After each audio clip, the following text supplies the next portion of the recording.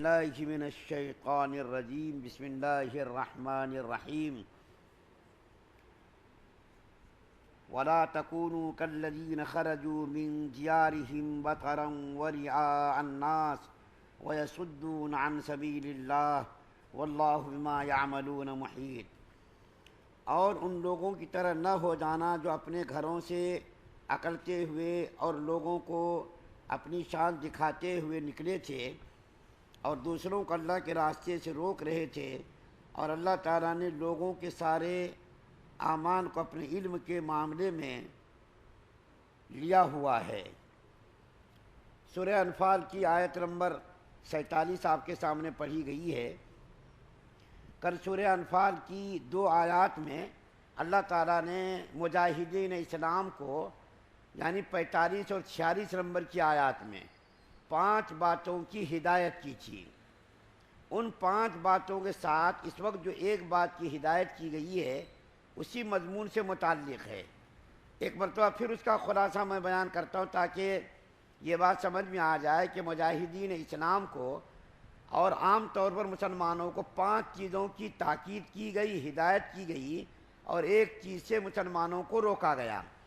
وہ کیا چیزیں تھیں؟ کل جو ذکر کیا گیا تھا اس میں سے ایک چیز تو یہ تھی کہ اے مسلمانوں، اے ایمان والو، تم ثابت قدم رہنا میدان جہاد میں، پس ہمتی کا مظاہرہ مت کرنا، بزدلی کا مظاہرہ مت کرنا، ہمت مت ہارنا۔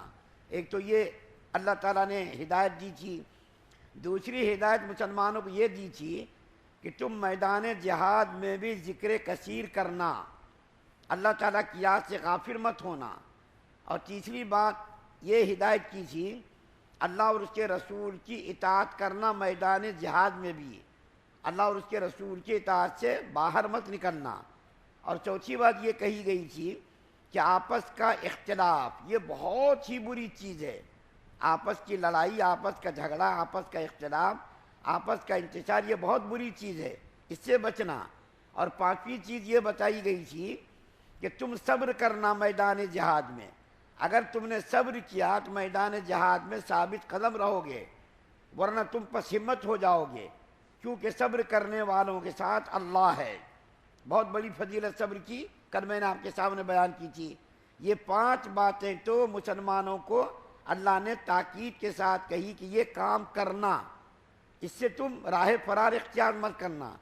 لیکن اس وقت جو 47 نمبر کی آیت سورہ انفال کی پڑھی گئی ہے، اس آیت کریمہ کے اندر ایک بات سے مسلمانوں کو، اصل میں خطاب تو صحابہ کرام کو ہے، لیکن صحابہ کرام کے ذریعے سے ساری امت مسلمہ کو آنے والی قیامت کی صبح تک کے مسلمانوں کو اس کی تاکید کی گئی ہے۔ وہ کیا ہے؟ سب سے پہلے میں اس آیت کریمہ کے نزول کے بارے میں بتا دوں کہ جب ابو جہل ملعون 1000 کا لشکر لے کر کے مسلمانوں کو تباہ و برباد کرنے کے لیے مکے سے روانہ ہوا، 1000 کا لشکر بڑی شان و شوکت کے ساتھ، بڑے کر و فر کے ساتھ، ہتھیاروں سے لیس ہو کر، اونٹوں گھوڑوں تلواروں سے لیس ہو کر کے میدان جنگ کے لیے وہاں سے نکلا۔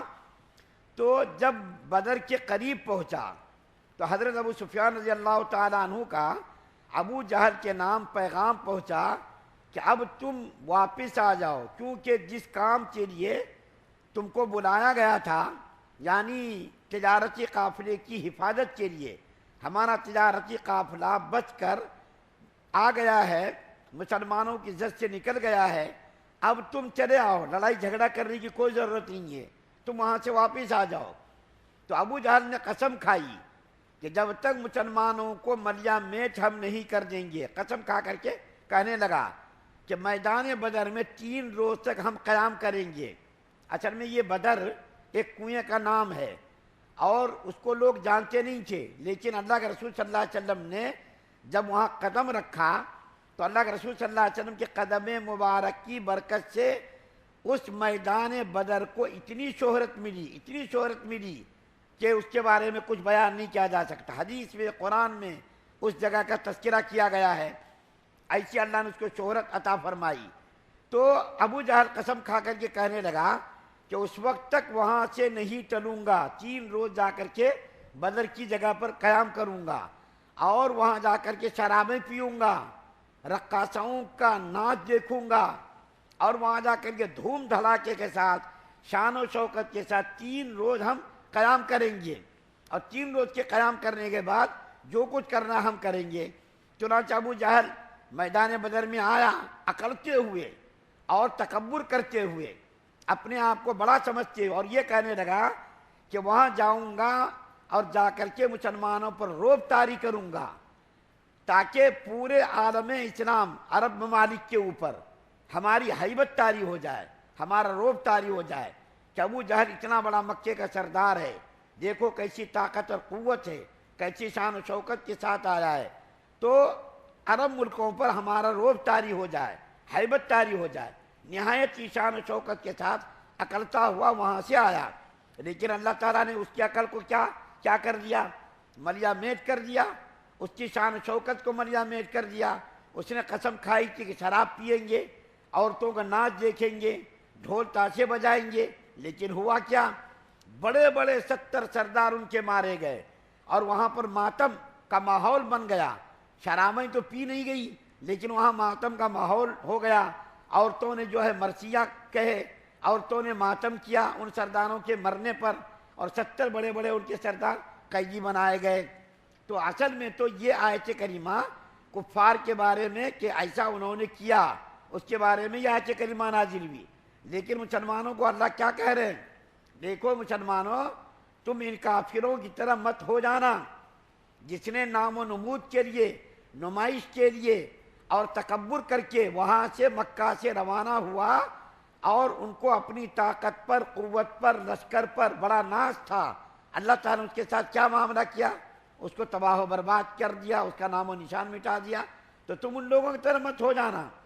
اصل میں ہم جیسے لوگوں کے لیے اس کے اندر تعلیم دی گئی ہے کہ جب بھی کوئی کام کرنا تو کسی کام پر ناز مت کرنا، میں نمازی ہوں، میں حاجی ہوں، میں غازی ہوں، میں زکوٰۃ ادا کرتا ہوں، میں یہ نیک کام کرتا ہوں، میں نے بہت ساری مسجدیں بنوا دی ہیں، میں نے فلاں نیک کام کر دیے ہیں۔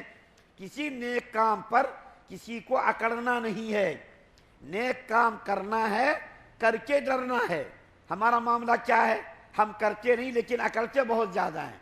اصل میں آیت کریمہ کے اندر ریاکاری سے، نام و نمود سے اور نمائش سے، دکھلاوے سے اللہ تعالیٰ نے منع کیا ہے کہ دیکھو کافروں نے کیسی ریاکاری کی، نام و نمود کا مظاہرہ کرنے کی کوشش کی، اپنی طاقت پر ناز کیا۔ تو تم دیکھو ایسا مت کرنا مسلمانوں۔ اے صحابہ کرام کے ذریعے ہم کو یہ پیغام دیا جا رہا کہ مسلمانوں، جب تم کوئی کام کرنا تو اللہ کی رضا کے لیے کوئی کام کرنا،